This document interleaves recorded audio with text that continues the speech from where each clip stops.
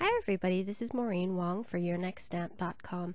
Today we're going to be using some new YNS products to make this strip, I guess it's kind of quilted paper pieced cards, so let's get started.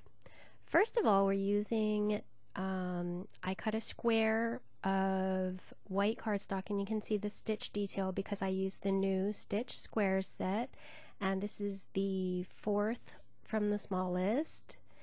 And then we're going to be using the Plant Some Kindness stamp set, this specifically that Tulip, and of course there are matching dies, but I'm not going to be using them today. So let me get out that Tulip stamp. And I do have my MISTI out, and as I always say, you don't need the MISTI, but it really helps. In this case, I'm going to be doing the stamping in Memento ink first, and then coloring with Copics, and then overstamping with VersaFine, which is what I like to do with Copics to get a really nice black line. So that's where the MISTI comes in. But of course, if you don't have the MISTI, the Memento ink is just fine, or whatever other ink that you use that is compatible with Copics. So I just picked up the stamp that covered my MISTI, and now I'm going to try and move it a little bit more into frame. And here is the Memento ink that I'm inking up the image with, and I'm going to stamp it down. And you can see I put it at a diagonal on my little square. And I put it a little bit towards the top of the square because I'm going to put the sentiment across the bottom, and I don't want the face to be covered up at all. So that's why it's a little bit not centered as far as up and down goes. Okay, so now I'm going to be doing some Copic coloring, and this is really simple, super easy Copic coloring, so I'm going to speed it up a bit. And that was Y06, and then I'm going to do a little bit of shading with Y08. Sorry, my hand's in the way there a little bit. Then I'm coming back in with the Y06 to blend. This is G14 all over the stem and leaves. And then I'm coming in with G07 just to darken under the tulip and on the leaves. So super simple, very easy. Now I'm going to bring my MISTI back out because I want to, like I said before, overstamp with my VersaFine Onyx Black ink. I'm going to clean my stamp off because it still has a little bit of the Memento ink on it. And let's stick that MISTI a little more in frame, sorry. And then I'm getting out my VersaFine Onyx Black ink and inking up my stamp, and I'm going to overstamp it.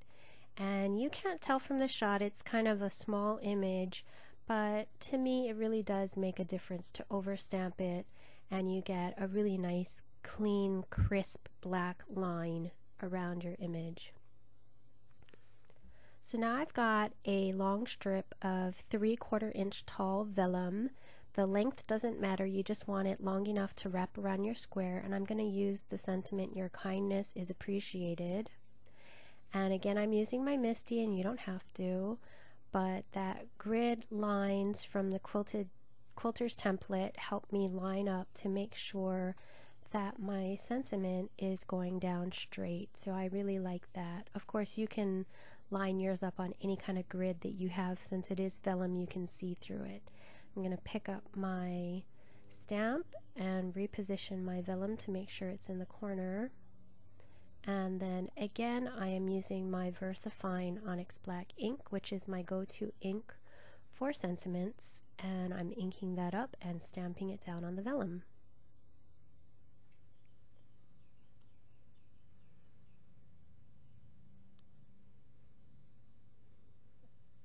Now I'm going to set this aside and let it dry. But then on second thought, I decided to emboss it. This is Stampin' Up! Crystal Clear Embossing Powder, because the VersaFine will take a very, very long time to dry on the vellum. If it does at all, I'm not sure it will dry on the vellum. So that's why I'm embossing it with clear embossing powder. And I just need to wait for my tool to heat up, and then I can go ahead and emboss it.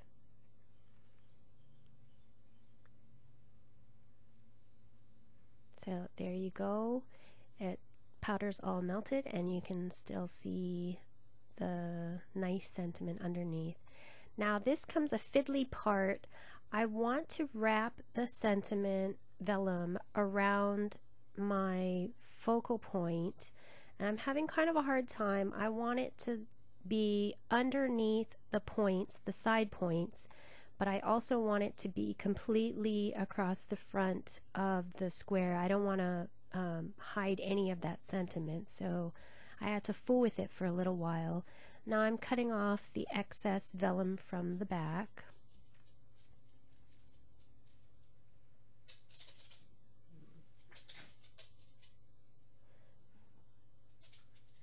And I'm going to get some clear tape, and I'm going to tape down those ends of the vellum on the back. And like I said, this is really fiddly work because it's not stuck to the front. It's just being stuck to the back, so it keeps wanting to slip away. And sorry about any weird noises you hear in the background. Those are my dogs playing.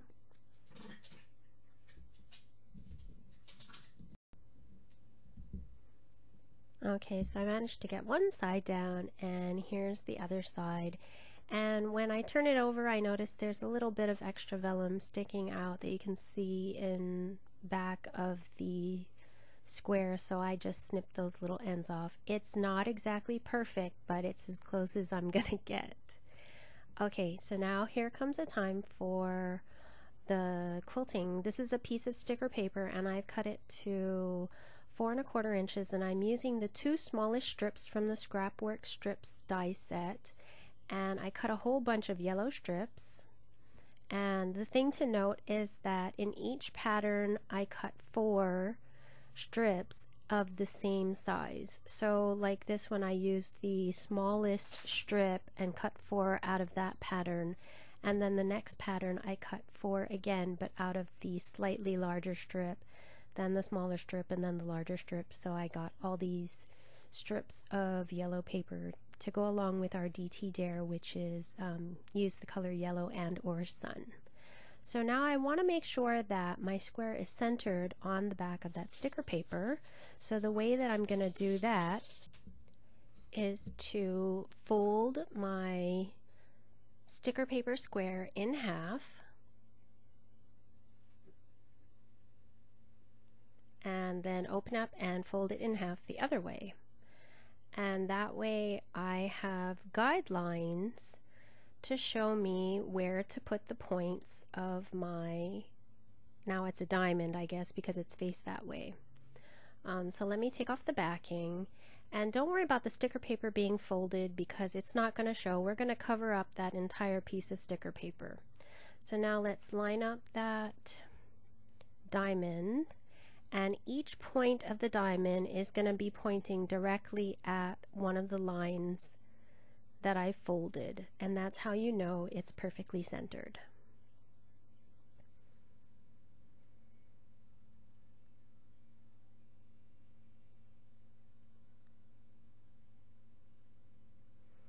Okay, now I'm going to take my first strip, and I decided that I wanted one of the darker yellow strips, so I decided to go with the polka dot. And let me find all 4 strips of that. And what you're going to do is line it up with one side of that diamond and line up straight, the top part straight with the edge of the diamond. Then you put the next strip down, lining it up against the side of the diamond, each time butting that end up against the strip before it. And that's all there is to it. So just press down and make sure those strips are firmly in place. And then I'm going to take my next pattern, which I'm using one of the skinnier strips, and I'm going to put that down right next to the original strips of the polka dotted strips. And then just go around in the same fashion that you did with the initial set of strips. And it's basically just going around and around and around, picking your different patterns each time. Here I'm alternating the thicker one with the thinner one, but you don't have to. You can do whatever you want. It's just really fun to play with these strips, and of course you don't have to just use the two smallest sizes. You could use all the sizes. You can make your square even larger.